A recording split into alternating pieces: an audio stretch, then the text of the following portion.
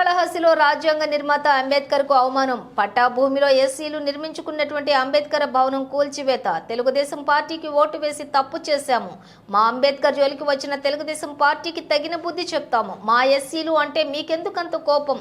బొజ్జల సుధీర్ రెడ్డి మా గృహ కూల్చమని అధికారులకు ఎలా ఆదేశాలు ఇస్తారు? 1985 నుండి నివాసం ఉంటున్న పట్టా ఉన్న మా గృహాలను కూల్చే అధికారం మీకెవరిచ్చారు? బొజ్జల సుధీర్ రెడ్డి ఎస్సీ ఎస్టీలు నిర్మించుకున్న గృహాలను అర్ధరాత్రి 3:30 ఎటువంటి నోటీసులు జారీ చేయకుండా కూల్చడాన్ని తీవ్రంగా ఖండిస్తున్నాను. ఎవరన్నా కబ్జా చేస్తారని ఆమె కుటుంబాలు పెరిగినాయి కాబట్టి తలా వాకిళ్ళు మేము వేసుకున్నామండి. వేసుకుంటే మాకు పట్టాలు ఇచ్చిన స్థలాలు లేని ఈ పనులు చేస్తే న్యాయం అండి?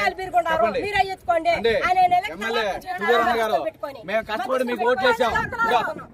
మీకు కష్టపడి మీకు ఓట్లు ఈ పేదల్ని రక్షించుకుంటా మీరు ఈ విధంగా చేస్తే మీ పేరు చెప్తా ఉన్నారు. మీరే కొట్టేయమని చెప్తా ఉన్నారు రెవెన్యూ వాళ్ళు. ఎంత దారుణం అండి! పేదోళ్ళు ఆడ కూలి చేసుకున్న డబ్బులతో చేసుకుంటే ఈ పని చేస్తే ఈ ప్రభుత్వం మంచిదేనా? మేము చంద్రబాబు నాయుడునా మీరు దృష్టి సారించి మీ సొంత జిల్లా ఇది ఈ విధంగా అన్యాయం చేస్తా ఉన్నారు. పార్టీకి చెడ్డ పేరు వచ్చేట్టు చేస్తారు కొంతమంది. మీరంతా కొంచెం దయచేసి ఈ పేదలకు న్యాయం చేస్తారని కోరుతున్నామండి.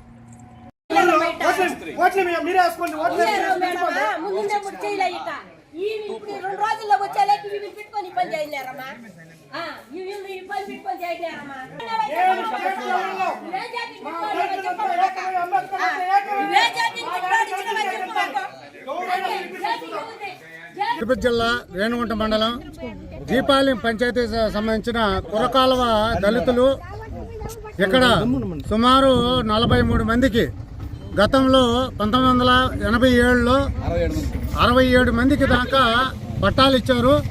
ఈ సర్వే నెంబర్ వచ్చి కురకాలువ లెక్క దాఖలా 15 సర్వే నెంబరు. దీంట్లో 4 ఎకరాల 48 సెంట్ల దాకా ఇక్కడ భూమి ఉంది. దీంట్లో గతం నుంచి కూడా దళితుల స్వాధీనంలోనే ఉంది. వాళ్ళ పట్టాలు ఇచ్చున్నారు. ఈ గత ప్రభుత్వం ఉన్నప్పుడు ఇక్కడ ఏరియా వాళ్ళు ఆక్రమణలో పోకుండా వీళ్ళందరూ కలిసి ఇంట్లో నిర్మించుకొని ఇక్కడ అంబేద్కర్ భవనము అదేవిధంగా అంబేద్కర్ విగ్రహాన్ని కూడా స్థాపించుకోవడం కూడా జరిగింది. ఇటువంటి దాన్ని ఈరోజు నిన్న అర్ధరాత్రి 1:30 ఆ టైంలో వచ్చి పోలీసు బలగాలు రెవెన్యూ అధికారులు అందరూ వచ్చి ఇక్కడ కూల్చేయడం అనేది చాలా దారుణ విషయం. మేము ఈరోజు ఏపీ గిరిజన సంఘం అదేవిధంగా సిపిఎం పార్టీగా ఒకటే కోరుతున్నాం. ఈరోజు తెలుగుదేశం ప్రభుత్వం ఈ దళితులు గిరిజనులు ఎక్కడైతే నిర్మించుకున్నారో పేద బలహీన వర్గాలు వాళ్ళ మీద పడి వాళ్ళ ఇండ్లు కూల్చేసి వీళ్ళు అప్పులు 2 లక్షల నుంచి 5-6 లక్షలు వడ్డీలకు తెచ్చి ఇక్కడ ఇండ్లు కట్టుకున్నారు, కూల్చేశారు. ఇది చాలా అన్యాయం అని చెప్పి మేము మాట్లాడుతూ దళిత గిరిజనుల మీదనే ఈ విధంగా పడి గతంలో కురకాలువ వివేకానంద కాలువ కూల్చారు. అదేవిధంగా ఇక్కడ కురకాలువ దళితవాడ కూల్చారు.